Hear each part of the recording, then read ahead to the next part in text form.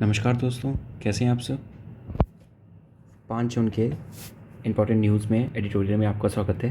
इसमें हम जो भी इम्पोर्टेंट न्यूज़ हैं, ठीक है, उनको डिस्कस करेंगे as per the demand of the UPSC paper. Okay, and these news are classified as per the GS paper 1, 2, 3 and 4 respectively. Okay, now from the table of content we can see here that the first news is regarding the GS paper 2 sedition law in India. The second news is regarding the lateral entry into central government, and the third news is Indo Nepal relationship. ठीक है, फिर हम और किसके बारे में बात करेंगे? We will talk about the ILO, International labour Organization का एक सर्वे निकला है, उसके बारे में बात करेंगे। And then will talk about the outer space treaty, कि आउटर स्पेस में कौन सी ट्रीटी हो रही है, या आउटर स्पेस का यूज़ कैसे है, हम कैसे उसका यूज़ करेंगे। ठीक है, तो कैसे उसका सस्टेनेबल यूज़ करना है। बहुत सारी सैटेलाइट लॉन्च हो रही हैं, तो इतना सारा वहाँ पर डिब्री जमा हो रहा है, तो उसके बारे में बात करेंगे। Next is will talk about concept known as the virtual autism. ठीक, नेक्स्ट फिर बात करेंगे इंटरनेशनल क्रिमिनल कोड के बारे में, ड्राफ्ट एयरक्राफ्ट पॉलिसी बिल के बारे में, लिथियम आयन बैटरी की रिसाइकलिंग के बारे में, that how we could recycle the lithium ion battery. Next is the smart bandage, and एक हम हेलीकॉप्टर के बारे में बात करेंगे, it is the MH-60R helicopter. ठीक, तो स्टार्ट करते हैं from our first topic. Now अब फर्स्ट टॉपिक क्या है हमारा? फर्स्ट टॉपिक है हमारा it is the sedition law in India. तो इंडिया में सेडिशन लॉ क्या होता है? देखिए, सेडिशन लॉ के लिए एक हमारा IPC का आर्टिकल है, IPC की सेक्शन है 124A। तो सेक्शन 124A में ये बताया गया है कि इफ़ अगर आप क्या कर रहे हो कि if you are committing any sort of violence against the state, मतलब कोई आप ऐसा काम कर रहे हो जो स्टेट की सॉवरेंटी को, ठीक है, उसकी सॉवरेंटी को, ठीक है, और उसकी यूनिटी को, इंटीग्रिटी को कहीं ना कहीं क्या कर रही है, वो हैम्पर कर रही है, तो you could booked under the IPC section 124A। Okay, तो ये चीज़ पता होनी चाहिए आपको। नाउ अब ये बेसिकली इसमें क्लैश ये है कि एक्चुअली आपको पता है कि आपके पास आर्टिकल 19 है, 19(1)A, ठीक है, जिसमें लिखा हुआ है कि you have the right of the freedom of expression. Okay, अब बात यह है कि जैसे अगर हमारे पास फ्रीडम ऑफ एक्सप्रेशन है, तो अब हम कितना उसको एक्सप्रेस कर सकते हैं, कहाँ तक वो जायज़ है। ठीक है, so this is the main problem actually, कि जैसे सपोज़ आपने गवर्नमेंट ने कोई अपनी पॉलिसी लाई और आप उस पॉलिसी का विरोध कर रहे हो। फॉर एग्जांपल CAA, ठीक है, जब बेसिकली सिटीजनशिप अमेंडमेंट एक्ट आया था, तो शाहीन बाग में बहुत सारे लोग उसका विरोध कर रहे थे। अब प्रॉब्लम ये है कि उस टाइम अब ये नहीं कंफर्म हो पा रहा है कि जैसे कोई इंसान है, अब वो गवर्नमेंट की किसी पर्टिकुलर पॉलिसी का विरोध कर रहा है। सो द थिंग इज़ कि under the article 19(1)A he has the right, और ही और she has the right to oppose the government policy, ठीक है, without causing any harm to the nation. But the thing is, sometimes government manipulate this section 124A of the IPC, that is the sedition law, देशद्रोह बोलते हैं हिंदी में। ठीक है, तो sometimes government manipulate this law, और उसमें क्या करती हैं, ये बुक्ड कर देते हैं इस इंसान को under the section 124A। And यहाँ पर जो भी पीनल एक्शंस है, they are very harsh. Means you could the person arrested can get like a jail term of 3 years, और he could also get the life imprisonment, ठीक है, और fine also. तो कई सारी चीज़ें यहाँ पर उस पर इम्पोज की जा सकती हैं।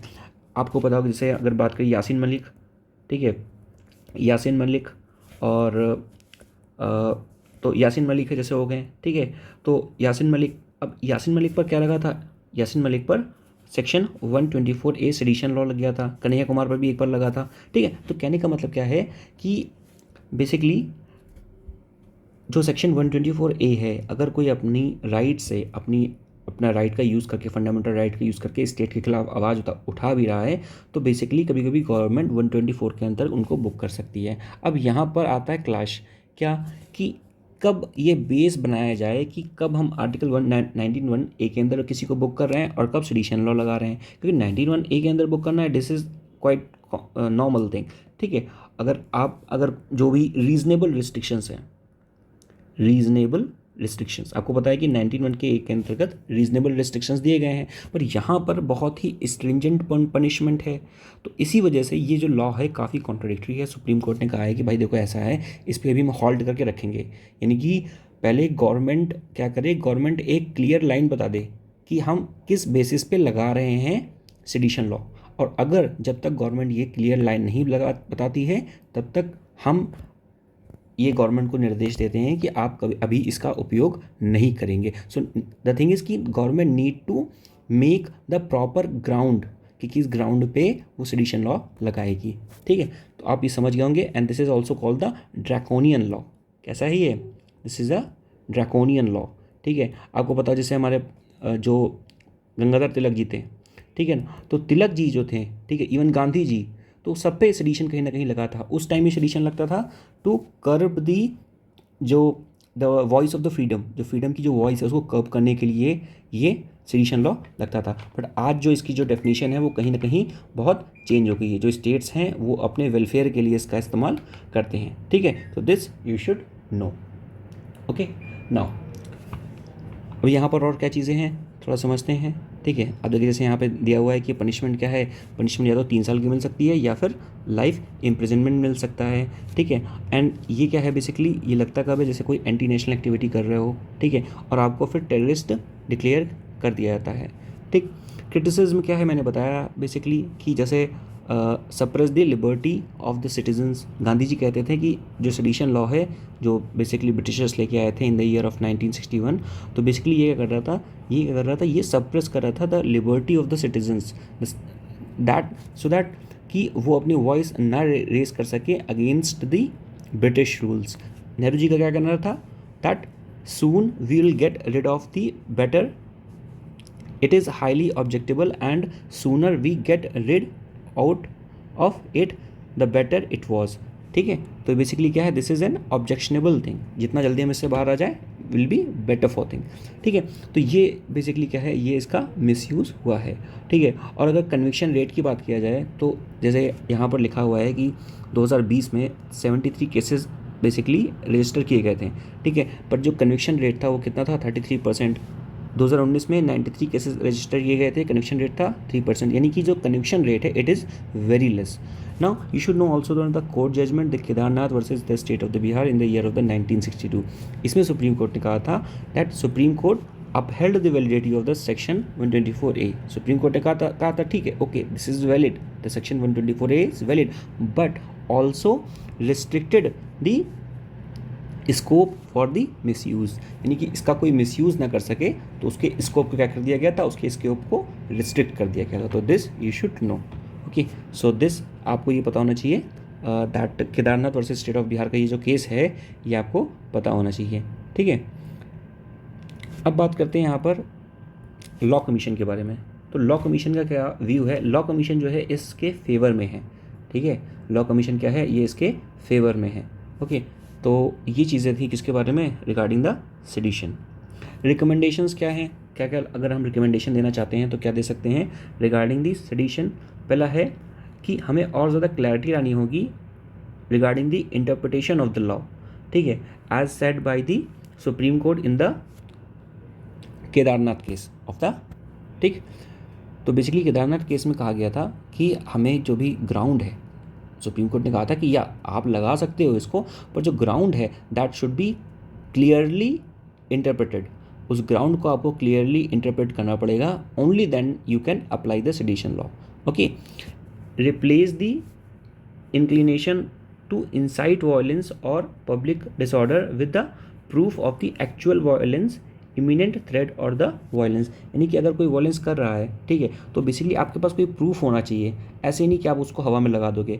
और ये कर सकते हैं रिकमेंडेशन में कि जो 3 साल की पनिशमेंट है we could increase it up to further 4 year. तो टोटल जो पनिशमेंट हो जाएगी क्या हो जाएगी, 7 ईयर की पनिशमेंट हो जाएगी। ठीक है, तो इतनी चीज़ आपको पता होनी चाहिए रिगार्डिंग दी सेडिशन। उसके बाद बात करते हैं the lateral entry into the central government. तो सेंट्रल गवर्नमेंट में क्या हो रहा है, सेंट्रल गवर्नमेंट में कई सारी जो पोस्टें हैं तो वहाँ पर क्या है, वहाँ पर लेटरल एंट्री हो रही है। नाउ अब बात करते हैं लेटरल एंट्री का मतलब क्या होता है कि एक पूरा प्रोसेस होता है, उस प्रोसेस से आप कोई गुजर के जाता है, पूरी एग्जामिनेशन की प्रोसेस होती है, ट्रेनिंग होती है, और उसके बाद उसको क्या मिल जाती है, उसको जॉब मिल जाती है। But the thing is what is the meaning of lateral entry? Lateral entry का मतलब क्या है कि they have the qualification, but the thing is कि जो भी कैंडिडेट हैं तो they are not basically they are not doing all the formal activity, जो भी फॉर्मल प्रोसेस उसको कंप्लीट नहीं कर रहे हैं। So they are coming from the private sector. Okay, so they have the knowledge but they don't have the certification or they don't have the proper training skills, but they are coming from the private sector. This is known as the lateral entry. Okay, अब बात करते हैं lateral entry के बारे में, थोड़ा सा इसके बारे में बात करेंगे। यहाँ पे लिखा हुआ है the appointment of the specialist. ठीक है, किसी प्राइवेट सेक्टर से अगर कोई आ रहा है तो वो क्या है, लेटरल एंट्री में आता है। ओके ना, कमेटी का रिकमेंडेशन क्या है ऑन दी लेटरल एंट्री? तो एक कमेटी बनाई गई थी advocated by the Surendra Nath committee 2003। Okay, और होता कमेटी 2004 और सेकेंड ARC 2008। तो सेकंड जो एडमिनिस्ट्रेटिव रिफॉर्म कमीशन था, उनकी सबकी रिकमेंडेशन ये थी कि ठीक है लेटरल एंट्री कर सकते हैं। तो उन्होंने क्या बताया कि induction of the personnels at the middle और the senior management level in the central government. तो सीनियर मैनेजमेंट लेवल पे और बेसिकली पर्सनल या मिडिल लेवल पे हम क्या कर सकते हैं, मिडिल लेवल पे हम पर्सनल्स को क्या कर सकते हैं, रिक्रूट कर सकते हैं। Now here the key some key important point regarding the favor of the lateral entry और अगेंस्ट द लैटरल एंट्री। तो फेवर क्या है कि अगर आप क्या है लैटरल एंट्री से लोगों को आप लेके आ रहे हो सिस्टम में, so what it will do, it will bring the fresh talent and augmenting man power. ठीक, और उसके बाद क्या होगा, जो भी प्राइवेट सेक्टर से कोई आता है तो वो अपने डोमेन का एक्सपर्ट होता है। ठीक है, जैसे इन इंडिया इफ़ द गवर्नमेंट, अगर गवर्नमेंट फॉर्म हो रही है तो गवर्नमेंट फॉर्म होने पर क्या होता है कि जो MP है, मेंबर ऑफ पार्लियामेंट, या किसी मिनिस्टर को बनना है तो मिनिस्टर वो MP ज़रूर होगा। ठीक है, तभी वो मिनिस्टर बन सकता है। पर अगर US की बात करें तो ऐसा कुछ भी नहीं है। अगर जो बाइडेन चाहें तो अपनी कैबिनेट में किसी को भी रख सकते हैं, डजेंट मैटर कि वो वहाँ का MP है या नहीं है। तो वो क्या है, वहाँ पर जो कैबिनेट का सिस्टम है वहाँ पर ऐसा है कि वहाँ पर प्राइवेट सेक्टर से या प्राइवेट डोमेन से भी लोगों को पिकअप किया जा सकता है। ठीक, फिर बात करते हैं इन एफिशिएंसी को इंक्रीज़ कर देंगे। यहाँ पर क्या है, अगेंस्ट की क्या बात कर रहे हैं कि difficulty in adjustment to the bureaucratic work culture, क्योंकि वो प्राइवेट सेक्टर से आए हैं, so they don't know the proper bureaucratic culture. Okay, and basically private sector से आएंगे so they would have a short tenure in compare to अगर कोई private government में प्रॉपर जॉब कर रहा है, so he has the assurity of the tenure too. तो इस वजह से जो प्राइवेट सेक्टर से आएंगे तो उसके उनका जो टेन्योर होगा क्या होगा, वो कम होगा, and eventually they will have the lack of the field experience because even they have not completed the formal training, okay, or anything. So because of that, what will happen that they will not going to have the proper field experience. So these are some of the things, and apart from that, the profit motive. Okay, profit motive. Now what is it? Profit motive means that जो भी basically अगर public sector का कोई बंदा है, ठीक है, PSU का कोई बंदा है, so basically he has the liability, ठीक है, कि he has the responsibility, the accountability कि I am in a government job, if I am going to anything hanky panky, so the thing is कि I could be in a trouble. But the thing is कि if there is a person from the private sector and he is basically enrolled in any sort of project and he came from the lateral entry, so the thing is he could work on the profit motive. Okay, so वो क्या कर सकता है, that could create a big hazard. ठीक है, so this is it. Conclusion क्या है, conclusion ये है इसमें कि बेसिकली हमें क्या है, अगर आप लैटरल एंट्री से लोगों को लेके भी आ रहे हो तो उसके बाद भी उन्हें जो फॉर्मल जो ट्रेनिंग है या फॉर्मल जो भी चीज़ें हैं उसमें भी इनरोल करवाइए।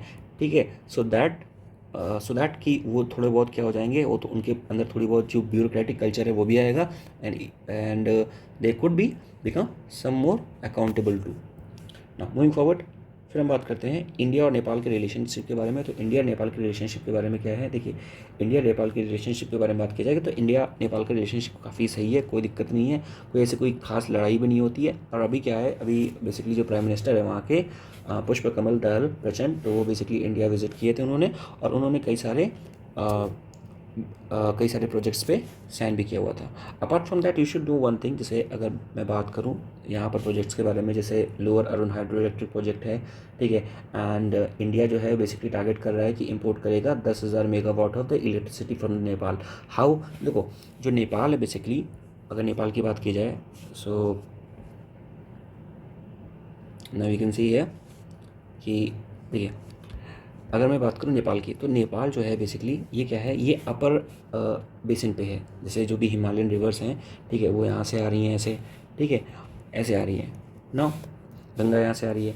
तो द थिंग इज़ कि ये जो हिमालय है, ठीक है, ये जो नेपाल है ये क्या है, अपर बेसिन पे है। अपर बेसिन का मतलब क्या होता है, इसमें हाइट यहाँ पर क्या है, ज़्यादा है इन कंपेयर टू हमारी ये वाली लोअर बेसिन। तो उससे क्या होगा, उससे ये होगा कि अगर यहाँ पर हाइट ज़्यादा है तो यहाँ से जो रिवर्स आ रही हैं उनका जो फ्लो रेट है, ठीक है, वो फ्लो रेट भी क्या होगा, फ्लो रेट भी ज़्यादा होगा। अब फ्लो रेट ज़्यादा है तो यहाँ पर हम क्या लगा सकते हैं, हाइड्रो पावर प्लांट लगा सकते हैं, डैम बना सकते हैं, और उससे basically we could generate the electricity. But the thing is Nepal is lacking in terms of the fund, in terms of the infrastructure capabilities, in terms of the technology. So the thing is ki he don't have the resources. So what we could do, we could provide the resources to Nepal and we could build the dam there and to generate the electricity, and further the electricity will be distributed between the Nepal and the India. So this could be a thing that we could adopt. Okay so ये चीज़ें हम कर सकते हैं, और इसी के लिए हमने क्या किए हैं, इसी के लिए हमने कई सारी डील्स भी की हैं, ठीक ना। पर एक चीज़ है आपको पता होना चाहिए, हमारे इंडिया और नेपाल के बीच में बेसिकली क्या है कि एक बेसिकली डिस्प्यूटेड पॉइंट भी है। If I am going to show you here, here is the disputed point. क्या डिस्प्यूटेड पॉइंट है, देखिए ये नेपाल का बॉर्डर है, और यहाँ पर क्या है, दिस ये एक रिवर यहाँ से जाती है, ये रिवर, ठीक है। तो पहले क्या था कि जो ब्रिटिशर्स के टाइम पर एक ट्रीटी हुई थी, ट्रीटी ऑफ सगौली, तो उसमें बात किया गया था कि ये जो लाइन है, ये जो रिवर की लाइन है, ये जो है this will be the border between the India and the Nepal. But the thing is कि बाद में ब्रिटिशर्स इस लाइन को ना कंसिडर करके, बाद में ब्रिटिश इस लाइन को कंसिडर ना करके फिर उन्होंने इस लाइन को कंसिडर करने लगे, इस रिवर को कंसिडर करने लगे। सो कहने का मतलब है ये डिस्प्यूटेड एरिया है। नेपाल कहता है कि ये नेपाल इस लाइन को कंसिडर करता है, ठीक है, ताकि ये जो पूरा एरिया है वो नेपाल के एरिया में चला जाए। But the thing is India जो है वो इस लाइन को कंसिडर करता है, अगर इस लाइन को कंसिडर करेगा तो ये जो एरिया है वो पूरा वो इंडिया के फेवर में आ जाएगा या इंडिया की तरफ आ जाएगा। तो ये थोड़ा सा विवाद है, इसको हम लोग बेसिकली काला पानी का विवाद कहते हैं। तो आपको ये चीज़ पता होगी, ठीक है, काला पानी का इसको विवाद कहते हैं, ठीक है।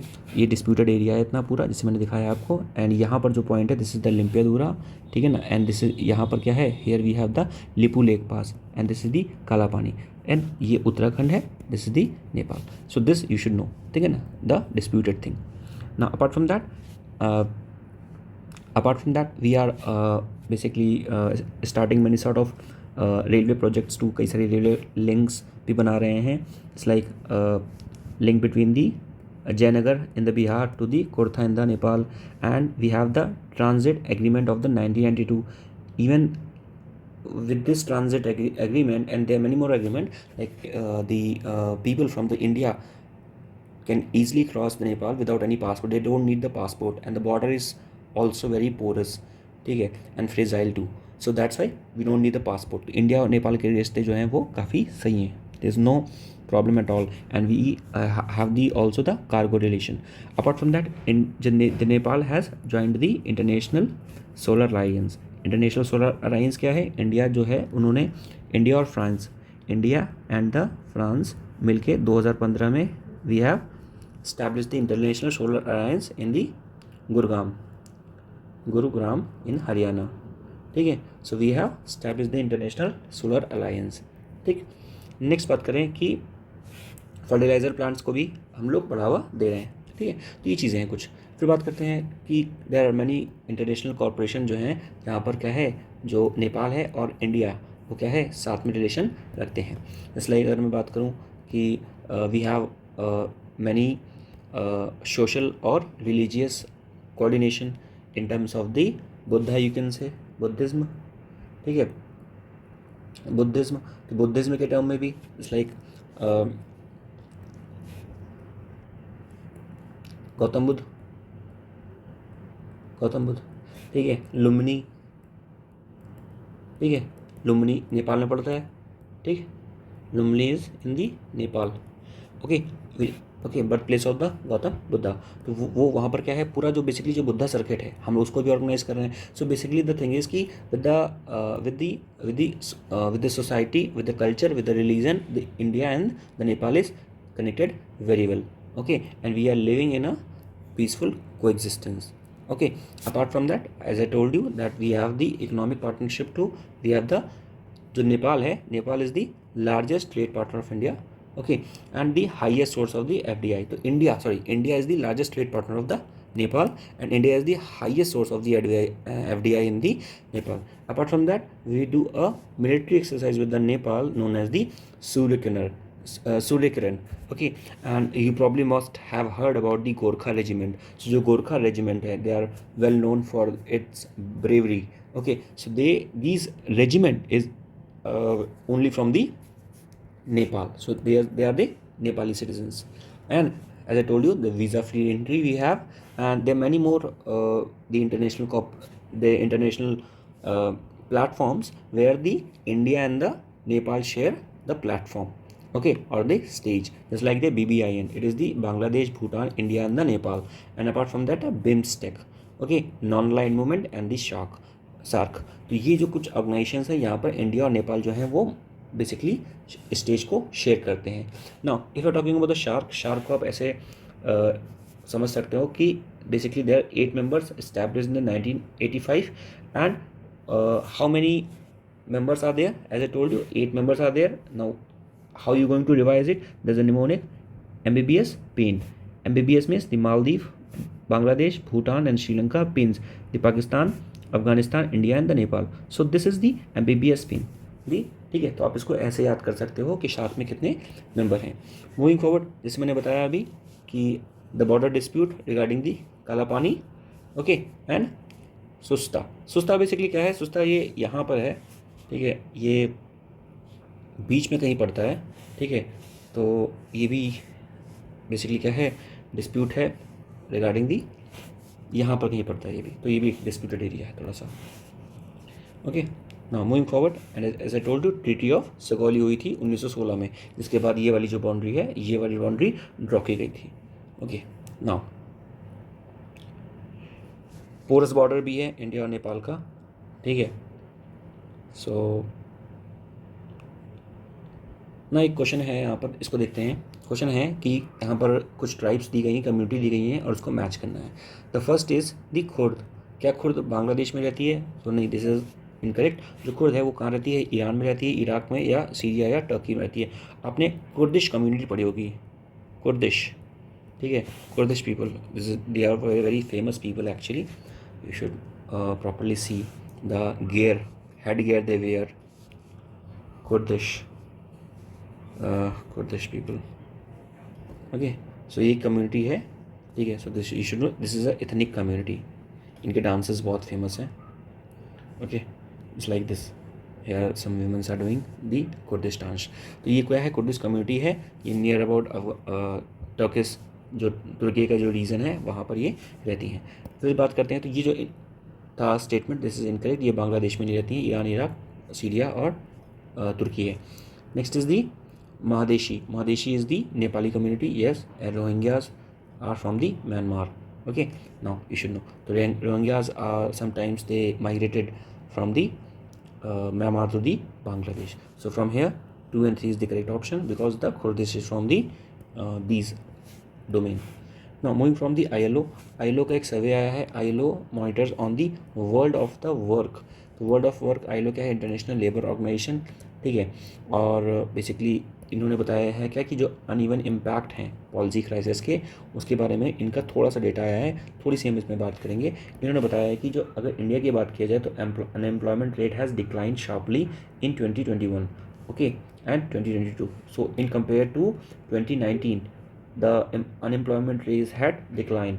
Okay, in 2019 the unemployment rate was 6.5%, but now we are at 4.8%. So this is the estimated data of the ILO, that is the International Labour Organization. Now regarding the labor, you should know that labor is a concurrent subject. Okay, yesterday on the video I told you we have the 7th schedule in the constitution, and in the 7th schedule we have the 3 lists: the central, state and concurrent. In concurrent list, that is the list that on which the state and the center both can legislate law. And you should also know one thing, the 42nd Amendment Act of 1976. Now what happened here? During the 42nd Amendment Act, there are some subjects that were transferred from the state list to the concurrent list. Okay, so some subjects are transfer from the state to the concurrent list.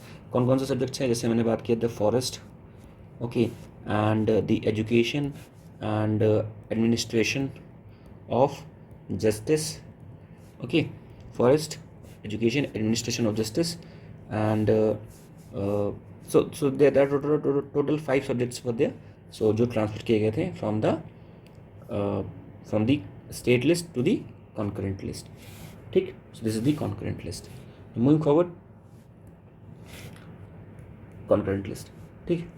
Next बात करेंगे कि central government basic ने अभी यहाँ पे बात किया कि सेंट्रल गवर्नमेंट ने क्या किया है, रिप्लेस किया है 29 एग्जिस्टिंग लेबर लॉज थे, ठीक है। तो 29 हमारे यहाँ पर क्या थे, लेबर लॉज थे, और उसको कोडिफाई किया हुआ है in the 4 codes. Now what are these 4 codes, the wages, industrial relation, social securities and occupational safety and health and working condition. Now what we have some of the portals regarding the labors। the first one is the e-shram portal, ठीक है। now what we'll do with this e-shram portal, this is a national database of an organized sector, ठीक है।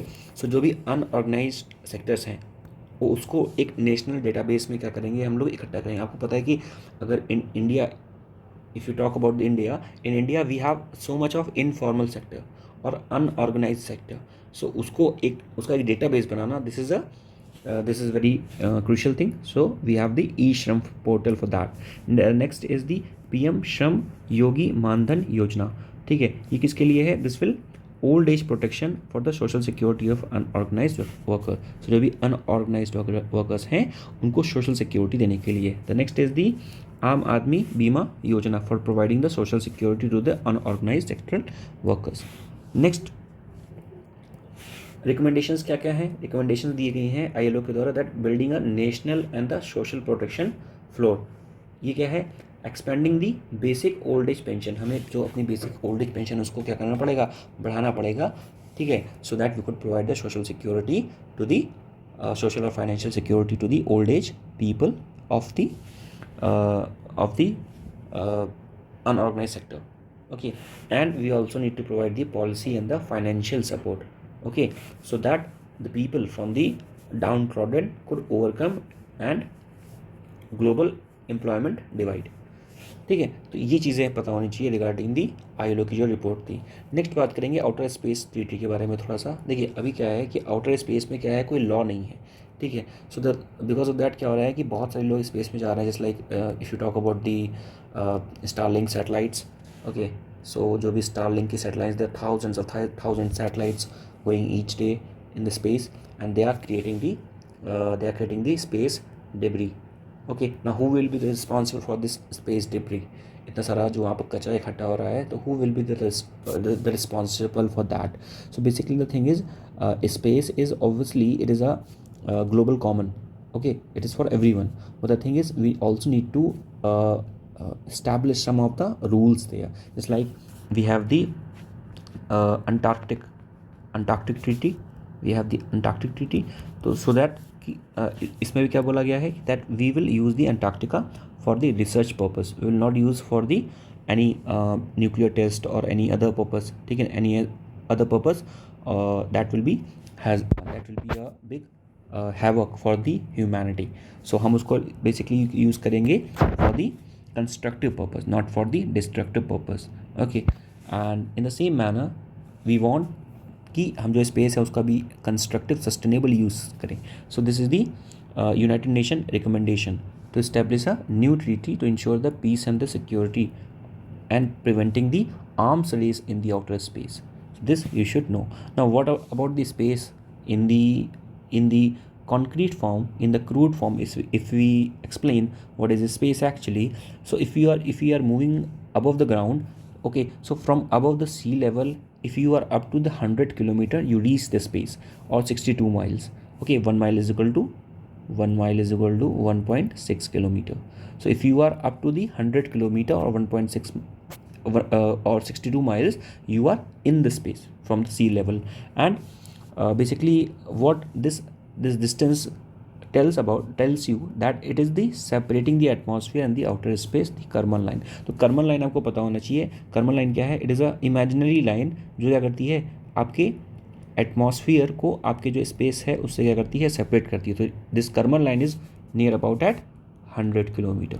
Okay ना, फिर बात करते हैं ground पे। हमने बताया जैसे कि जो ह्यूमैनिटी है बेसिकली, जो हमें स्पेस का यूज़ करना है, it is for all humanity, future of the outer space governance. ठीक, so this you should know, so that we should have basically the multilateral solution for the better tomorrow and strengthen the global governance. ठीक, need क्या है basically? Need इसकी यही है कि basically अगर हमने कोई प्रॉपर एक लॉ इम्प्लीमेंट नहीं किया, so what will happen, there will be weaponisation of the space, there will be exponential increase in the satellite launch. As I told you, the number of satellite launch has increased drastically from the last decade. So if you just have the data of the last decade, okay, so the number of the satellite has increased exponentially. Okay, for example, in 2013 2013 में the satellite launched was 210, but in 2019 2019 में it was 600, 2020 में it was 1200 and 2022 में it was 2470। ठीक है, सो आप देख सकते हो कि फ्रॉम 2013 तो टू 2022 जो नंबर ऑफ सैटेलाइट्स है वो कितनी ज़्यादा इंक्रीज़ हो गई हैं। ठीक है ना, ठीक है, लगभग 10 टाइम्स से भी ज़्यादा। ओके, 10 गुने से भी क्या हो गया है, ज़्यादा। And also there is a one more cause that अभी तक क्या था कि सिर्फ जो भी गवर्नमेंट थी वो बेसिकली इनरोल थी इसमें, जो भी स्पेस एजेंसीज़ हैं, गवर्नमेंट बैक्ड स्पेस एजेंसीज़ हैं, वो इनरोल्ड थी। जैसे नासा हो गया, इसरो हो गया, तो यही सारी चीज़ें तो क्या थी, इनरोल्ड थी। But now we have so many private sector, तो वो भी क्या रहे हैं, अपनी सैटेलाइट को लॉन्च कर रहे हैं, just like as I told you SpaceX. ठीक, तो ये भी क्या है, अपनी सैटेलाइट्स को छोड़ रहे हैं, जैसे स्पेस एक्स का मैंने बताया स्टारलिंक। ओके, सो स्टारलिंक भी उनका क्या है, सैटेलाइट एक सिस्टम है जिसमें वो फ्री नेट नहीं, मतलब basically they will provide the net via the satellite. So उससे क्या होगा, basically the even the remote locations will have the access to the internet।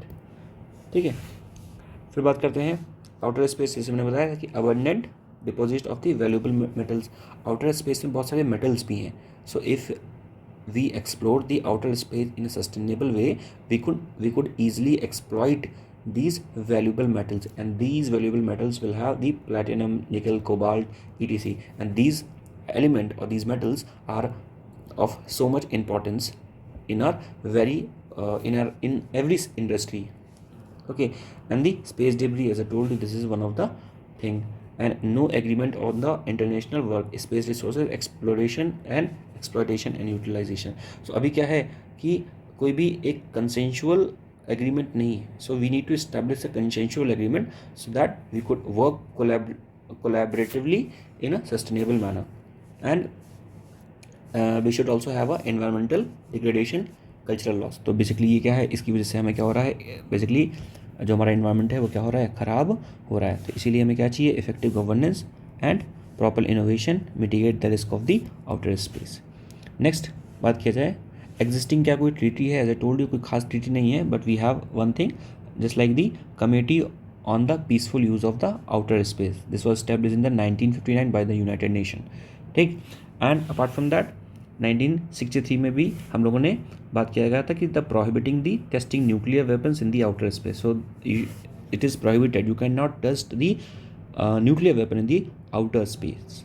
Okay, so these are some of the treaties you should know regarding it. Now in 2022 2022 में the united members has agreed upon the series of the guidelines and the framework and the recommendations। they have given the UN member have given some of the guidelines, it's like the mitigation of the space debris, nuclear power source safety, long term sustainability, transparency and the confidence building measures in the outer space। so these are some of the recommendations given by the UN member regarding the outer space। okay, now next we talk about the what is the virtual autism। what is the autism actually? in the autism what happened, like a child, the brain of a particular infant child is not in a state of the proper holistic development.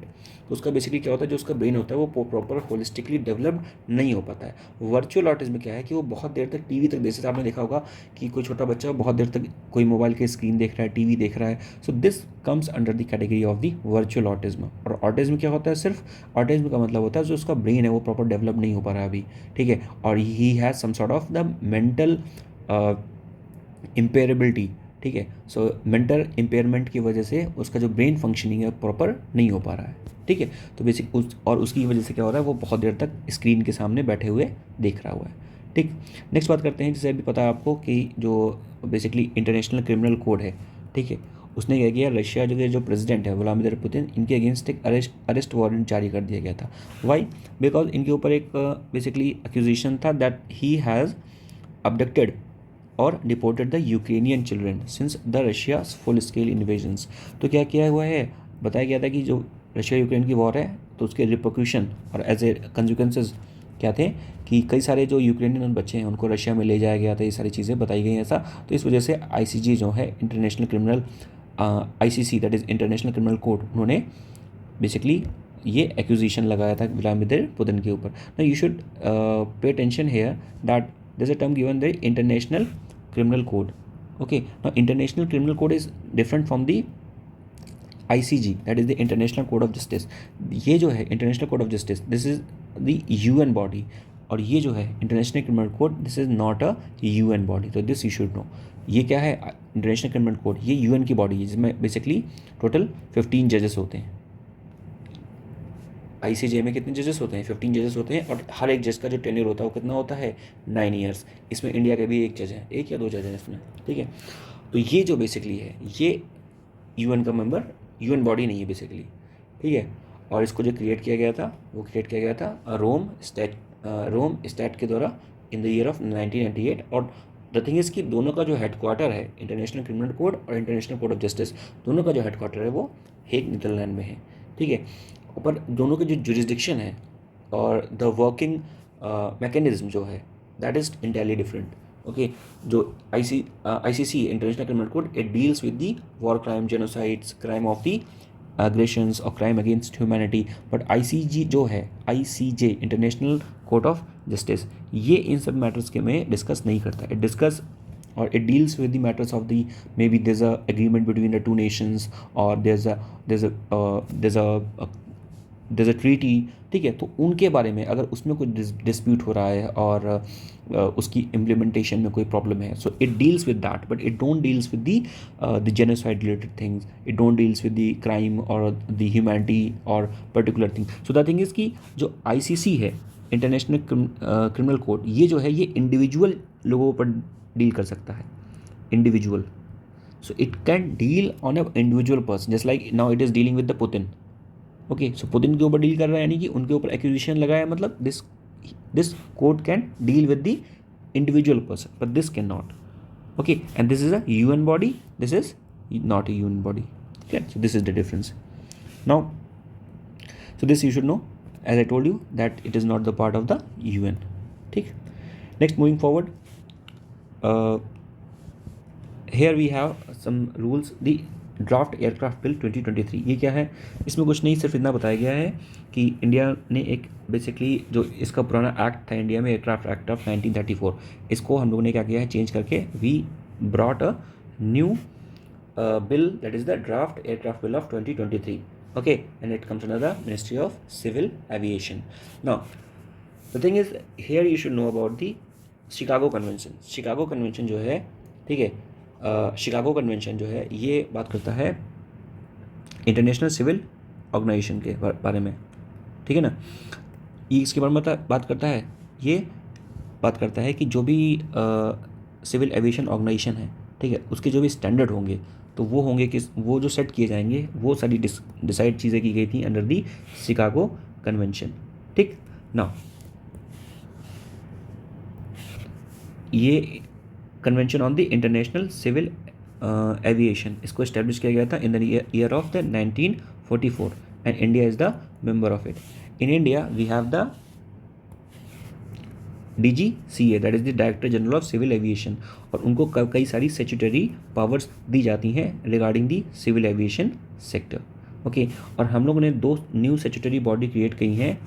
For the first one is the Bureau of the Civil Aviation Security and the Aircraft Accident Investigation Bureau. So these two bodies we have created under this new amendment of 2023, and we have the body of the DGCA, that is the Director General of Civil Aviation. Okay, and you should also know about regarding the black box. Okay, black box, ठीक है, what is it. इसमें जो भी जो data होता है, जो बातचीत होती है, एक होता है फ्लाइट रिकॉर्डर। तो इसमें क्या होता है, बेसिकली ये येलो कलर का बॉक्स होता है, इसको ब्लैक बॉक्स ऐसे बोलते हैं। येलो कलर का बॉक्स होता है जिसमें क्या होता है, जब एक्सीडेंट होने वाला होता है, जिस सब उसको एक्सीडेंट हो जाता है, जो भी बेसिकली कॉकपिट में जो बातें हो रही हैं पायलट के बीच में, वो इसमें रिकॉर्ड होती रहती हैं। नेक्स्ट बात करते हैं हम लिथियम आयन बैटरी की रिसाइकलिंग में। So lithium is the future, everyone knows about it, lithium is the future, ठीक है। So what we have done, the MITI that is the ministry of the electronics and information technology, इन्होंने क्या किया हुआ है, एक cost effective lithium ion battery recycling technology launch की है, जिसको ये क्या करेंगे, जो 9 रिसाइकलिंग इंडस्ट्रीज़ हैं, जो कि स्टार्टअप है, उसको देंगे अंडर द मिशन लाइफ, ठीक। And this will promote the circular economy और circular campaign. You should know this thing कि इन इंडिया में we have lot of scrap policies, जो स्क्रैप पॉलिसीज़ हैं हमारे यहाँ पर। तो और जितनी भी इलेक्ट्रॉनिक डिवाइसेस हैं, ठीक है, जो ई वेस्ट जनरेट होता है, उन सारे ई वेस्ट में, इलेक्ट्रॉनिक डिवाइसेस में there are lot more precious metals. जब भी कोई इलेक्ट्रॉनिक डिवाइस बनती है तो उसमें क्या होती है, बहुत सारे प्रीशियस मेटल्स होते हैं। तो अगर हम उसकी रिसाइकलिंग कर रहे हैं, ठीक है, उसको स्क्रैप करके प्रॉपर उसके जो मेटल्स को निकाल रहे हैं, so we could attain those metals, और उससे क्या होगा कि हम उनको जो मेटल्स मिले हैं उनको दोबारा यूज़ कर सकते हैं। तो उससे और भी क्या फ़ायदा होगा, उससे और फ़ायदा ये होगा कि हमें दोबारा बहुत ज़्यादा माइनिंग करने की ज़रूरत नहीं पड़ेगी। तो हमारा जो माइनिंग का खर्चा है वो भी क्या हो जाएगा, वो भी बढ़ जाएगा। तो हमारी जो माइनिंग का खर्चा है वो क्या हो जाएगा, बढ़ जाएगा। जो हमारी माइनिंग की खर्चा वो बढ़ जाएगा, एंड माइनिंग का खर्चा जो है कम हो जाएगा, सॉरी। और उसकी वजह से क्या होगा कि जो इन्वायरमेंटल इम्पैक्ट होता है माइनिंग से, वो भी हम कम कर पाएंगे, ठीक है। तो इसलिए हम प्रमोट कर रहे हैं किसकी, रिफाइनिंग के लिए और बेसिकली रिसाइकलिंग के लिए of the lithium ion batteries का जो भी पूरा एक इकोसिस्टम है, ये बैटरीज़ का जो इकोसिस्टम है, ई वेस्ट का जो इकोसिस्टम है, उसको हम दोबारा क्या कर सकें, रिसाइकिल कर सकें। सो दिस इज़ आ रही है, ठीक। नाउ लिथियम के बारे में अगर बात की जाए तो इंडिया जो है वो जनरेट करता है more than 50,000 tons of the lithium ion battery waste annually. तो हम सालाना इतना वेस्ट जनरेट करते हैं। So you can just think about it, अगर हम इसको रिसाइकिल करेंगे, how much will going to get again. फिर बात किया जाए, एंड ये ग्रो कर रहा है 40 to 80% से। India is currently imports it's lithium from the Australia and Argentina, ठीक है। तो आपको पता है इन अर्जेंटीना में क्या है, लिथियम ट्रायंगल भी है, ठीक है। जिससे मैं बात करूँ अर्जेंटीना के बारे में, so you can just see here from the map again. Now where is the Argentina, look, now this is the Argentina, ठीक है। तो यहाँ पर हम बात करते हैं, this is the lithium triangle, this is the B for Bolivia, C for Chile and A for Argentina. So ABC, ये क्या है, this is the lithium triangle. यहाँ पर बहुत सारा लिथियम मिलता है, ठीक है। और वैसे पता होना चाहिए कि अर्जेंटीना अभी यहाँ की जो गवर्नमेंट है, ठीक है, काफ़ी डिवास्टेटिंग स्टेट में, क्योंकि अर्जेंटीना में जो इन्फ्लेशन है इट रीच्ड मोर देन 120%। सो 120% के नियर अबाउट बेसिकली जो इन्फ्लेशन चल रहा है, मतलब you can just think about it. हमारे यहाँ जो इन्फ्लेशन था वो 6-7 पे था, तो इतनी हालत ख़राब थी। US में भी चल रहा है, नहीं हमारे यहाँ 6-7 तो बहुत पहले था, अभी तो नियर अबाउट 4 चल रहा है। US में भी 6-7 चल रहा था। तो इन्फ्लेशन यहाँ पे है 120%। सो you can just have a look भाई सब क्या चल रहा है यहाँ पे, ठीक है। तो ये लिथियम के बारे में बात किया मैंने कि हम ऑस्ट्रेलिया और अर्जेंटीना से लिथियम मंगाते हैं। और जो लिथियम आयन बैटरी है, पूरी रिफाइंड जो बैटरी है, वो 70% हम सिर्फ चाइना से मंगाते हैं और हांगकॉन्ग से मंगाते हैं। फिर बात करते हैं कि कोई स्मार्ट बैंडेज है, ये क्या है भाई, इसमें एक चिप लगी होगी, ठीक है, जो आपके जो भी बायो सेंसर होगा, जो आपका जो भी जो इन्फेक्शन है उसको मॉनिटर करेगा, उसका टेम्परेचर मॉनिटर करेगा, ठीक है। और इसमें क्या होगा, एंटी माइक्रोबियल सब्सटेंसेज होंगे जो बैक्टीरिया के अगेंस्ट लड़ेंगे और आपकी जो भी प्रॉब्लम है, ठीक है, उसको जल्दी ठीक कर देंगे। तो ये पूरा यहाँ पर दिया हुआ है, ठीक है, आप इसमें देख सकते हैं। नेक्स्ट बात करते हैं MH-60R हेलीकॉप्टर के बारे में। ये जो हेलीकॉप्टर है इसको MH-60R रोमियो हेलीकॉप्टर कहते हैं। It is the multipurpose helicopter, okay. And ये हेलीकॉप्टर जो वो ऑल वेदर सीजन में ऑपरेट कर सकता है। ये जो हेलीकॉप्टर है ये फ्रिगेट की तरह, डिस्ट्रॉयर की तरह और क्रूज़र की तरह भी ऑपरेट कर सकता है। So there is a lot more capability, surveillance की तरह, एंटी शिपिंग की तरह, सर्च ऑपरेशन, रेस्क्यू ऑपरेशन की तरह ये ऑपरेट कर सकता है। एंड ये जो हेलीकॉप्टर है, ठीक है, ये basically it was manufactured by the Lockheed Martin corporation, और इसको अभी बेसिकली लॉन्च किया गया था, लैंड इस हेलीकॉप्टर ने किया था INS विक्रांत ने, और INS विक्रांत जो है हमने इंडिजिनियसली बिल्ड किया हुआ है। नेक्स्ट बात करते हैं सेशल्स के बारे में। सेशल्स क्या है, जो US है उसने अब रीओपन की है अपनी असेंबली सेशल्स में, ठीक है, आफ्टर 27 ईयर्स। और क्यों किया है, for the countering the influence of the China. So this you should no. Seychelles की बात करें तो सेशल्स कहाँ पे है, सेशल्स तो है वो यहाँ पर है, ठीक है। मैप में मैं आपको और दिखाऊंगा इसको, सेशल्स की मैं बात करूँगा।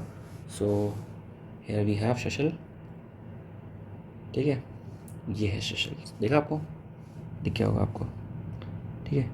ये है, यानी कि ये कहीं ना कहीं कहाँ पे है, ये अरेबियन सी में है, ठीक है, अरेबियन सी में है, ठीक है। ये देखिए आप, ये मेडागास्कर है, अरेबियन सी, ठीक है। नाउ मूविंग फॉरवर्ड अगर हम बात करें, ये बड़ी अच्छी न्यूज़ है regarding the Iran and Taliban water conflict. इसमें क्या है, इस न्यूज़ में ये बताया गया, देखिए ये है ये ईरान है, ये अफ़गानिस्तान है। अफ़गानिस्तान से बेसिकली क्या है, अफ़गानिस्तान से एक रिवर निकलती है, ठीक है, और उस रिवर का नाम क्या है, हेलमंड रिवर, ठीक है। अब प्रॉब्लम सीन ये है, जो हेलमंड रिवर है वो अफ़गानिस्तान से निकल रही है और ईरान में जा रही है। अब प्रॉब्लम यह है कि अफ़गानिस्तान में तो पता ही है आपको कि जो भी गवर्नमेंट की जो स्थिति है वो कितनी ख़राब चल रही है। तो बेसिकली जो तालिबान ने सोचा कि हम क्या कर सकते हैं कि इस रिवर का जो पानी है वो हम कम कर दें, ताकि वो जो पानी है वो ईरान में कम जाए, ठीक है। अब इन दोनों के बीच में, इन दोनों कंट्रीज़ के बीच में ट्रीटी भी हुई थी 1973 की में, जिसमें ये बताया गया था कि जो पानी है वो प्रॉपर्ली डिस्ट्रीब्यूट होगा between the Afghanistan and Iran. But the thing is कि अफ़गानिस्तान अपने जो फार्मर्स हैं उसको उनको खुश करने में लगा है कि भाई हम वैसे भी तो कुछ दे नहीं रहे, ह्यूमन राइट नहीं दे रहे हैं, कुछ भी नहीं दे रहे हैं, वुमेंस को एजुकेशन नहीं दे रहे हैं, एटलीस्ट फार्मर को पानी तो दे ही दें, ठीक है। और अब बेसिकली तालिबान का ये कहना है कि प्रॉपर रेनफॉल नहीं हुई जिसकी वजह से सूखा पड़ा हुआ है। तो ये सारा जो डिस्प्यूट है इन दोनों के बीच में, तो आपको इतना पता होना चाहिए कि एक रिवर है, इसका नाम क्या है, हेलमंड रिवर है, जो कि हिंदू कुश माउंटेन से निकलती है, ठीक है।